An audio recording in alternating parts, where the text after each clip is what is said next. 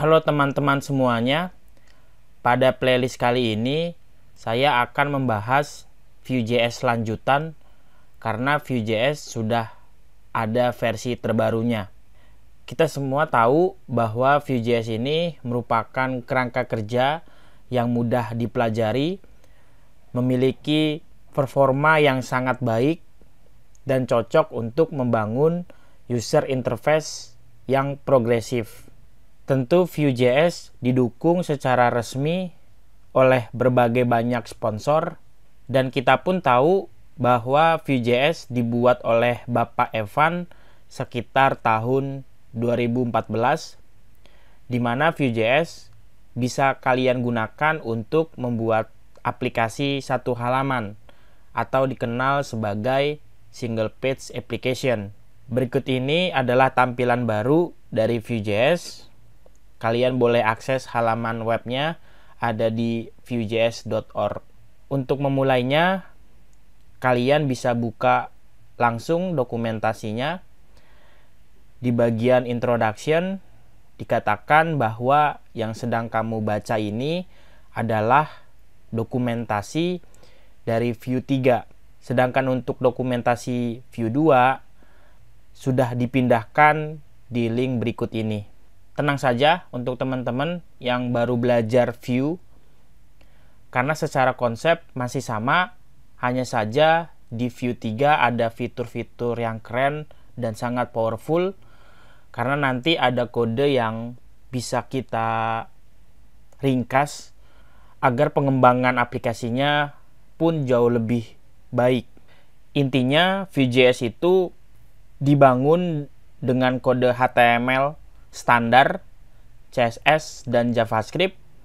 Dengan hadirnya Vue.js ini, kalian akan disediakan model pemrograman yang deklaratif, berbasis komponen, dan sangat bagus untuk pengembangan antarmuka secara efektif. Kamu bisa lihat contoh berikut ini tentang aplikasi sederhana penggunaan dasar dari Vue.js. Yang pertama, kalian impor objek createApp dari pustaka Vue.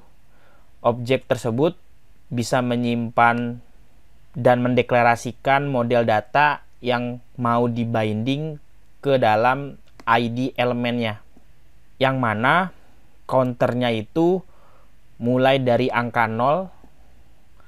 Pada saat buttonnya ditekan, counternya akan selalu ditambah 1 sebagai operator increment. Dari contoh tersebut menunjukkan ada dua fitur utama pada Vue.js. Yang pertama tentang rendering secara deklaratif dengan menggunakan sintak template yang otomatis mendeskripsikan output yang diinginkan. Bentuknya seperti ini. Lalu yang kedua tentang reactivity, karena Vue.js secara langsung memeriksa perubahan status data agar DOM diperbarui secara cepat. Tentu Vue.js memiliki ekosistem yang mencakup sebagian fitur besar yang dibutuhkan dalam front-end development. Ya, walaupun webnya sangat beragam dan bervariasi, tapi Vue.js dirancang secara fleksibel dan bertahap tergantung penggunaannya. Intinya Vue.js salah satunya dapat digunakan dalam pembuatan komponen, single page application, dibangun dengan konsep server-side rendering atau SSR, pembuatan static site generator, dan yang lebih kerennya lagi, bisa ditargetkan untuk membuat aplikasi web, desktop, bahkan sampai aplikasi berbasis mobile. Sebagian besar project Vue itu didukung alat bantu, tapi kamu bisa saja membuat komponen tapi berbasis file, seperti HTML pada umumnya. Tapi komponen filenya dibentuk dengan format .vue atau dikenal sebagai SVC. single file komponen. Seperti namanya, tujuannya itu untuk memisahkan antara logika komponen JavaScript, template HTML, dan penulisan style CSS-nya.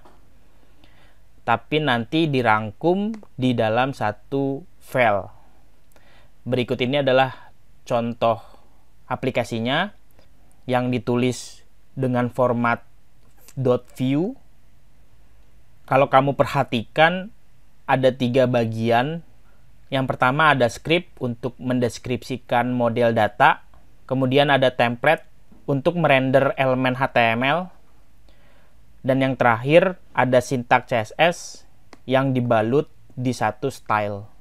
Katanya, cara ini sangat disarankan apabila pembuatan komponen view-nya memerlukan settingan building secara otomatis. Sebenarnya, contoh yang kalian lihat sekarang adalah penulisan dengan konsep option API. Jadi pada view komponen memiliki 2 penulisan untuk style API-nya. Di antaranya ada option API dan composition API. Nah, inilah yang saya bilang sebagai fitur baru. Pada dasarnya composition API itu hadir pada Vue 3 atau versi terbaru dari Vue. Pada konsep option API itu selalu diawali dengan sintak export default. Yang diekspor itu meliputi data sebagai state yang reaktif dan bisa diakses secara internal dengan keyword this. This nama datanya. Kemudian terdapat metode sebagai function untuk mengubah status datanya atau men-trigger suatu perubahan secara langsung yang selalu dikaitkan dengan event listener di dalam template-nya. Pada kasus ini adalah event click. Dan yang terakhir, Vue.js juga menyediakan lifecycle hook yang dipanggil secara otomatis pada saat komponennya berhasil dirender. Berbeda apabila kamu menggunakan penulisan dengan teknik composition API. Biasanya untuk mendefinisikan logika komponennya, kamu harus menambahkan atribut setup agar Vue dapat melakukan transformasi ke dalam konsep composition API.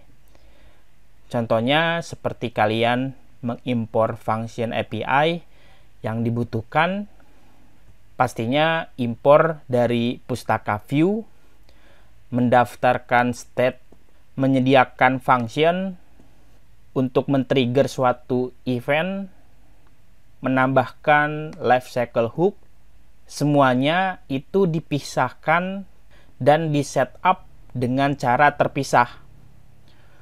Untuk template komponennya masih sama persis. Jadi pilih yang mana? Tentu penggunaan kedua style API tersebut sama saja.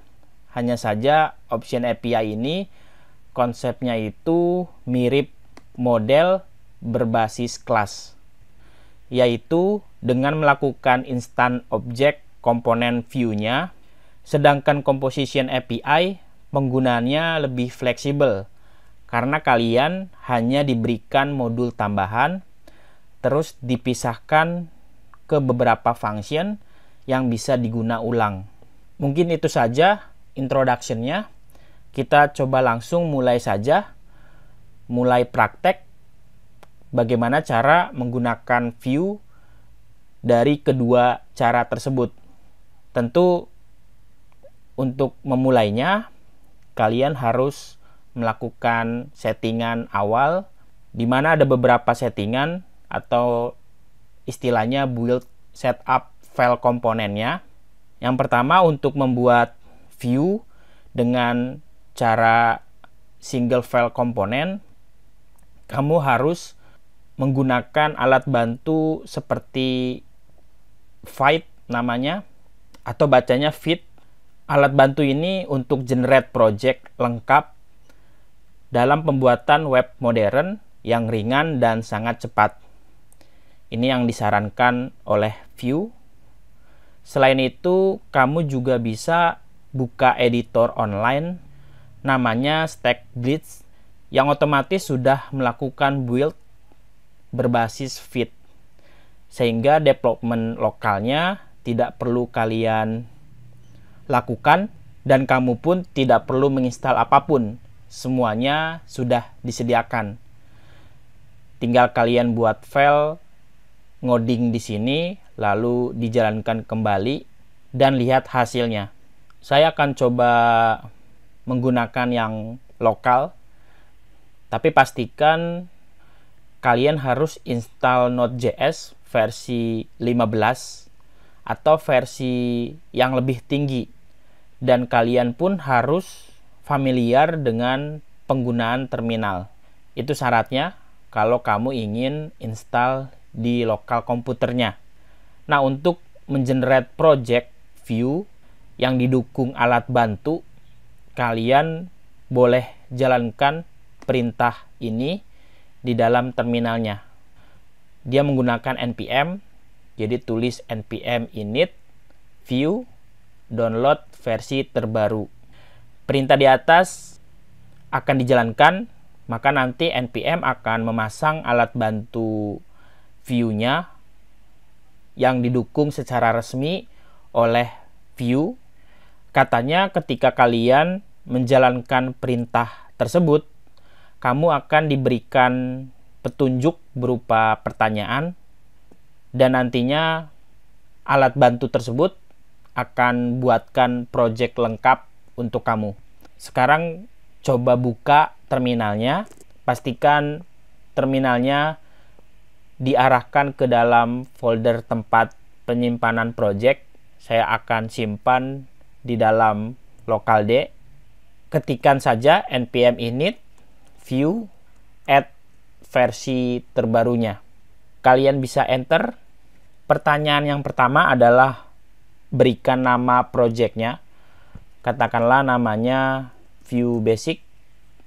Kalian enter.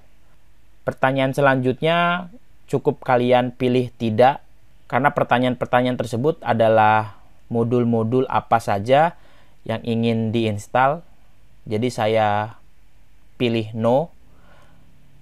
Tekan enter saja sampai scaffolding projectnya selesai. Habis itu kita bisa arahkan ke folder tersebut, yaitu Vue Basic, agar kalian bisa menginstal atau mendownload paket-paket yang dibutuhkan. Ketik saja npm install, nanti npm-nya akan mendownload.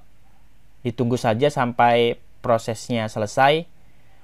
Kalau sudah selesai, kalian boleh mengaktifkan dev servernya dengan menjalankan npm run dev. npm ini adalah Node Package Manager yang disediakan oleh Node.js. Maka dari itu kalian harus install Node.js dulu, baru bisa menggunakan fitur npm. Scaffolding projectnya sudah selesai. Rendering servernya dijalankan menggunakan alat bantu Vite di versi 3. Kalian boleh akses lokal development-nya di browser. Maka kalian akan melihat hasil halaman projectnya. Selamat, kalian sudah berhasil menjalankan project Vue pertamanya menggunakan alat bantu yang namanya Vite. Dengan alat bantu itu, proses development-nya akan jauh lebih cepat. Building compiler-nya juga sangat baik. Jadi itu sebagai alternatif kamu dalam mengenerate project. Sebenarnya sebelum ada Vite, kalian disediakan alat bantu lainnya, yaitu Vue CLI, standar tool untuk Vue.js development. Ternyata Vue CLI sedang dalam perbaikan, sementara untuk membuat project baru, silakan gunakan perintah create Vue untuk generate project aplikasi Vue dengan alat bantu Vite. Untuk menonaktifkan servernya, tinggal kalian tekan Ctrl C. Saya mau project view-nya dibuka ke dalam kode editor. Saya gunakan Visual Studio. Kalau kamu lihat struktur foldernya seperti ini, ada beberapa komponen yang sudah dibuat, terus diimpor di satu komponen utamanya. Dan kalau kamu perhatikan bahwa komponen yang di-generate itu sudah menerapkan konsep baru, yaitu konsep Composition API yang ditandai dengan keyword setup. Misalnya project kalian sudah selesai dan sudah siap untuk dipublish, waktunya kalian deploy aplikasi view-nya ke ruang lingkup production dengan menuliskan perintah npm run build. Silakan buka lagi terminalnya, ketikkan npm run build. Pada saat kalian menjalankan perintah ini, maka feed alat bantu view-nya akan generate satu folder namanya disk. Nanti direktori inilah yang akan kita up ke server, dan file tersebut sudah siap untuk dipublish. Paling itu contoh penggunaan dasarnya. Saya lanjutkan kembali.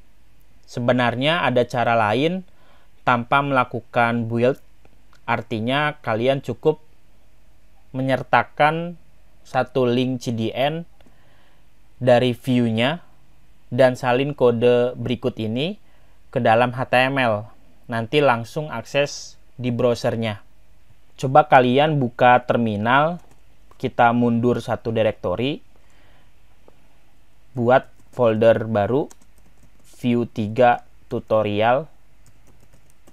Berhasil masuk ke foldernya, cd tutorial, dan kita buka foldernya ke dalam editor visualnya. Nah, kali ini kita akan setup dari awal tanpa melakukan building. Artinya tanpa ada alat bantu apapun. Kita cukup buat HTML struktur, di mana namanya saya ganti saja jadi 01. Terus kita paste sumber file dari Vue.js-nya. Atau kalian boleh copy semuanya lalu ditempel di HTML. Penggunaannya cukup sederhana, tanpa repot-repot install melalui terminal. Berikut ini adalah penggunaan Vue API yang diimpor secara global. Kalian boleh jalankan melalui browser, klik kanan, open with live server. Nanti halamannya akan tampil di browser. Buka kembali dokumentasinya. Jika kamu ingin menggunakan sintak as module di dalam dokumen HTML-nya, maka kamu bisa mengimpor view yang merujuk ke versi as module pustaka yang kalian butuhkan. Tapi jangan lupa memberikan atribut tipe dengan keyword import map, yang artinya memanfaatkan dukungan langsung dari browser natifnya. Terus di dalam script yang kedua, kalian harus tambahkan tipe modul agar kalian bisa menuliskan sintak import di dalam scriptnya. Tapi kalian juga harus memperhatikan bahwa dukungan dari import browser map itu secara default berbasis Chrome. Jadi sebaiknya gunakan Chrome selama proses uji coba. Apabila kalian menggunakan Firefox, hanya didukung di versi 102 ke atas, dan saat ini perlu mengaktifkan melalui opsi DOM import map yang disetting di dalam browsernya. Tapi jika memang belum mendukung import map, kalian bisa mereferensikan aplikasinya ke dalam satu file, yaitu polyfill dengan ES modul SIM pada link berikut ini. Jadi untuk penggunanya kalian bisa copy, terus kita buat HTML baru namanya 02 HTML, lalu kita paste dan jalankan ke browser. Maka hasilnya sama saja. Tapi ketika kalian menggunakan cara seperti ini tidak disarankan untuk production, karena pada dasarnya proses import source map hanya diperuntukkan untuk pembelajaran saja. Jika ingin menggunakan Vue dalam membangun satu aplikasi lengkap, disarankan menggunakan CLI atau alat bantu seperti yang sudah kita lakukan di awal, yaitu generate project menggunakan Vite. Ada contoh lain, kalian juga bisa mencoba yang lebih sederhana lagi dan best practice-nya. Mungkin kamu perlu juga membagikan kode komponennya menjadi satu file JavaScript terpisah, sehingga lebih mudah untuk dikelola.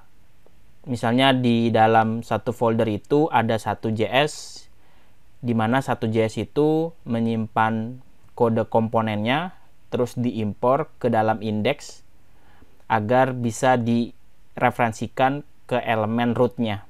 Jadi kita copy my komponennya, di sini kita buat 03 HTML dan buat lagi file JS-nya namanya mycomponent.js. Namanya bebas, yang penting kodenya seperti ini.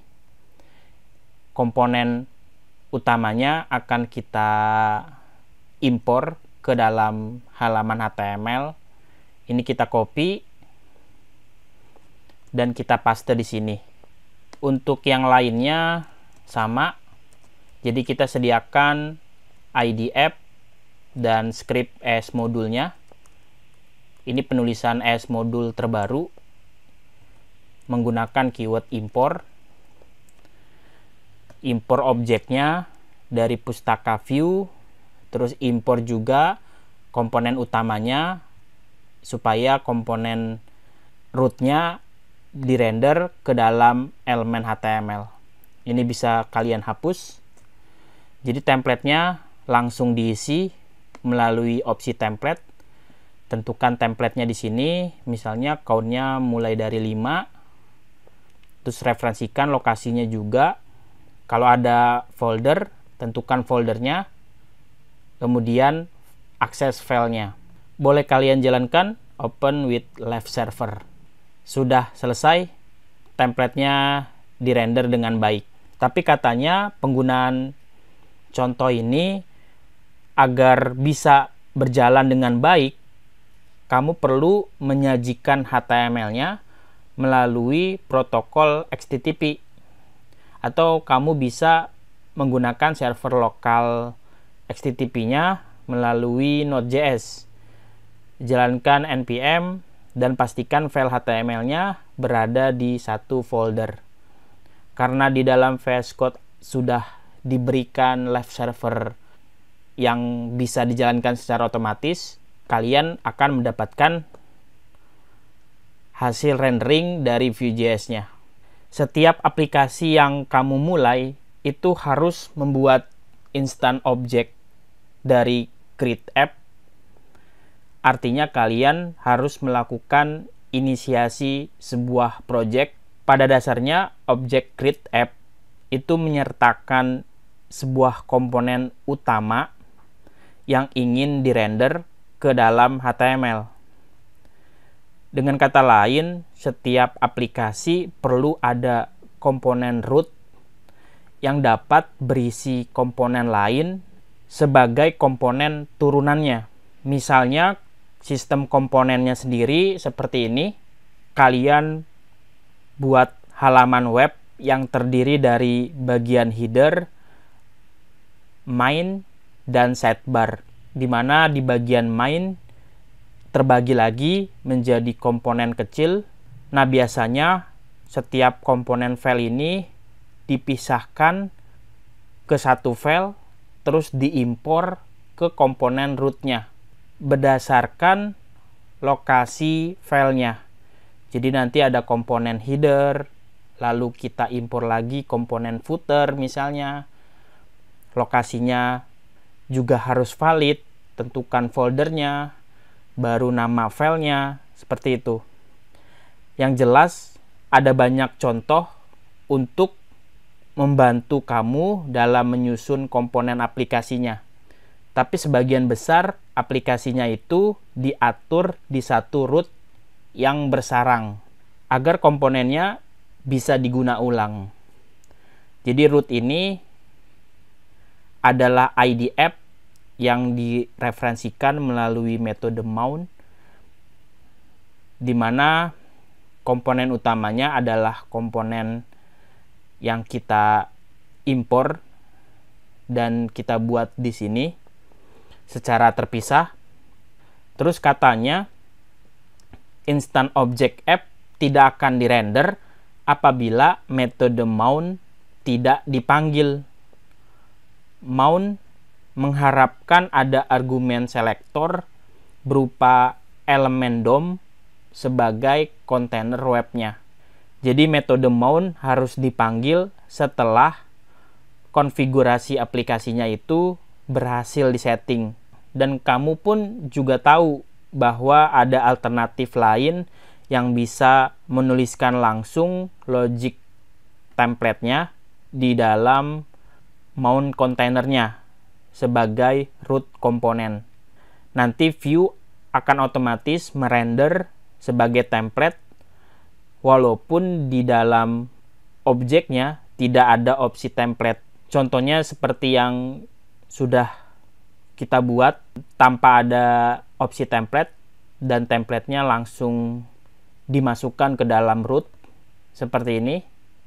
Kalau yang ini ada opsi template, makanya deklarasikan templatenya di dalam JS, tinggal dibungkus di dalam tanda backtick. Terdapat opsi config yang memungkinkan kamu untuk mengkonfigurasi beberapa kata kunci untuk aplikasinya. Misalnya handling pesan error dari semua komponen turunannya.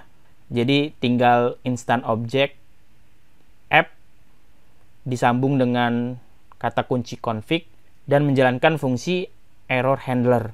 Selain itu, instant object app juga menyediakan beberapa metode untuk mendaftarkan komponen baru, sehingga komponen tersebut tersedia dan siap untuk digunakan di mana saja. Cara penulisannya seperti ini, tinggal tentukan nama komponennya, lalu registrasikan template komponennya. Tentu penggunaan komponen akan kita bahas di lain waktu. Untuk info lebih lanjutnya ada di link berikut ini. Apabila dibutuhkan, Vue bisa punya beberapa aplikasi yang berjalan di halaman yang sama, tapi di ruang lingkup yang berbeda untuk sisi konfigurasinya. Jadi ada object create app di aplikasi pertama, terus instant object kembali di aplikasi yang kedua. Terus referensikan ke elemen yang berbeda sebagai kontainer utamanya. Mungkin itu saja yang bisa saya bahas. Vue menggunakan sintak template berbasis HTML yang memungkinkan kamu untuk membinding data secara deklaratif yang dirender ke dalam DOM. Semua template Vue adalah sintak HTML yang valid, dapat dibaca oleh browser, tapi di balik layar Vue melakukan compile template ke dalam kode JavaScript yang sudah dioptimalkan dan dikombinasikan dengan sistem reaktif. Vue juga mampu secara cerdas mengetahui jumlah komponen yang dirender ulang dan dapat manipulasi DOM pada saat status data aplikasinya berubah. Terus apa saja yang harus kalian persiapkan untuk belajar Vue? Tenang saja, kamu nggak perlu repot-repot. Untuk persiapannya cukup kode editor. Saya akan gunakan VS Code untuk menuliskan sintak dari Vue.js-nya. Malah sekarang kamu sudah bisa menggunakan editor online yang sudah otomatis berjalan di sisi browser. Sehingga kamu tanpa perlu install apapun. Kemudian pertanyaan berikutnya, basic apa saja yang harus dikuasai? Tentunya sebelum belajar Vue, kalian harus sudah bisa HTML, menuliskan sintak CSS, sampai manipulasi DOM melalui JavaScript. Oke, itu saja. Semoga teman-teman tertarik dan masih semangat belajarnya. Langsung saja kita mulai belajar Vue 3-nya. Seperti biasa, dimulai dari membuat struktur HTML. Namanya HTML4. Untuk HTML yang lainnya bisa saya hapus. Kita akan mulai dari awal, di mana saya harus susun HTML-nya dulu. Saya tambahkan satu script. Untuk judulnya saya bisa tulis, terus sediakan elemen root-nya, namanya app, berikan judul Vue 3. Nah, di dalam script ini saya akan melokasikan sumber file Vue-nya dari link CDN yang sudah disediakan. Saya akan ambil sumber filenya, terus kita sisipkan di atribut src. Selain itu, kamu bisa saja download langsung Vue.js-nya, terus disimpan di satu folder. Untuk mendownloadnya gampang, tinggal akses saja link berikut ini, kemudian klik kanan, simpan. Tapi untuk kali ini saya biarkan akses secara online. Pastikan kalian terhubung dengan internet. Intinya kalian buat HTML terlebih dahulu, baru di-include paket pustaka Vue-nya ke dalam tumpukan HTML-nya. Saya juga bisa menambahkan ruang lingkup style agar bisa manipulasi elemennya. Elemen body saya berikan font family sans serif, margin 15%. Kemudian kita open live server. Berikut ini adalah template HTML-nya yang sudah terhubung ke pustaka Vue-nya. Kamu boleh buat script yang kedua, elemen script berikutnya, untuk menuliskan template komponennya, mengimpor berbagai API function yang dibutuhkan, mendeklarasikan data, menentukan action yang ingin dijalankan, sampai pada akhirnya komponen tersebut dirender ke dalam ID app-nya atau ke dalam susunan DOM-nya. Seperti yang saya katakan di awal, apabila kamu ingin memulai aplikasi Vue, yang pertama yang harus kamu lakukan adalah mengimpor objek yang namanya create app dari pustaka Vue. Caranya tulis const kurung kurawal create app sama dengan Vue. Baru instan objek create app untuk menjalankannya. Atau kamu bisa masukkan objek kelasnya ke satu nama, misalnya namanya app. Sampai di sini kalian sudah berhasil melakukan inisiasi objek dari Vue. Kamu boleh console log objek app-nya, terus buka browser, refresh, inspect elemen, dan buka konsol browsernya. Ada error, saya harus gunakan dengan huruf besar, jalankan kembali, errornya sudah hilang, yang ada malah informasi terkait dari objek app-nya. Intinya objek tersebut akan mengatur keseluruhan logika data yang berkaitan dengan aplikasi, serta menjalankan sebuah action untuk melakukan sesuatu.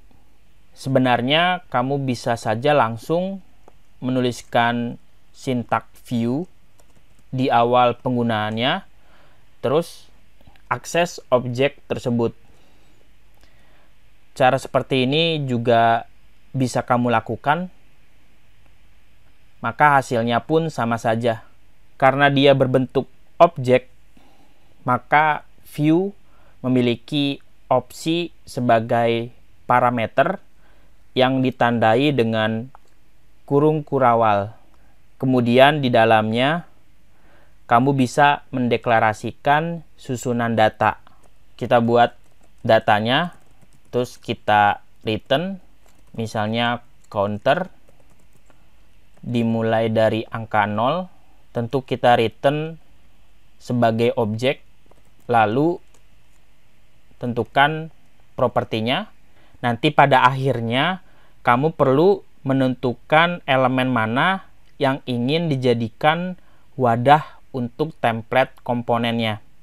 Artinya aplikasi yang akan kita bangun terdiri dari komponen-komponen kecil yang disusun menjadi satu kesatuan web. Berarti mau tidak mau kamu harus menyediakan elemen div yang memiliki kata kunci ID app misalnya. Nantinya objek view-nya bisa kalian sambungkan dengan metode mount. Jadi tulisnya app.mount. Untuk menentukan string selektornya itu bisa berupa ID yang ditandai dengan hashtag nama ID-nya, atau kamu bisa menggunakan kelas, bahkan menggunakan elemen HTML. Tapi saya gunakan ID app, terus kita referensikan ke nama tersebut. Dengan ini elemen yang ber-ID-kan app kita sebut sebagai root komponen. Sekarang objek app-nya sudah terhubung ke dalam template DOM-nya.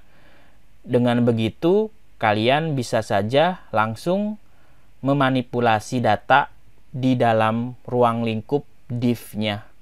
Jadi disinilah logika template akan kamu jalankan. Di luar dari ID app-nya, maka view akan mengabaikan. Sebagai contoh, saya mau mendaftarkan data dengan mereturn susunan objek berupa kata kunci key value. Data di dalam view bisa kita sebut sebagai state atau properti variabel yang bisa menyimpan sebuah nilai. Pastikan properti satu dengan properti lainnya dipisahkan dengan koma. Di dalamnya mungkin terdapat banyak data yang dibutuhkan. Nilai datanya bisa berupa string, number, boolean, array, ataupun objek. Sebagai contoh, saya ingin membuat sebuah data namanya name. Ini data berikutnya ya. Saya akan tulis string baledemia. Ingat, ruang lingkupnya masih di dalam objek data. Kita deklarasikan lagi. Ada kata kunci subscribe bertipe boolean true, koma, daftarkan kembali dengan kata kunci yang berbeda. Katakanlah namanya kelas, tapi kali ini bentuknya array. Susunan array-nya terdiri dari view, react, svelte, dan angular. Sampai pembuatan data berupa objek. Nama objeknya yaitu user. Objek ditandai dengan kurung kurawal. User punya email. emailnya kita masukkan, dan user punya password. Untuk string bisa menggunakan kutip 2 ataupun kutip 1, masih sama saja. Oke, itu saja contoh menuliskan data di objek view-nya. Nanti di bagian berikutnya kita akan coba bagaimana cara menampilkan data-data tersebut ke dalam susunan template-nya menggunakan sintak kurung kurawal 2 kali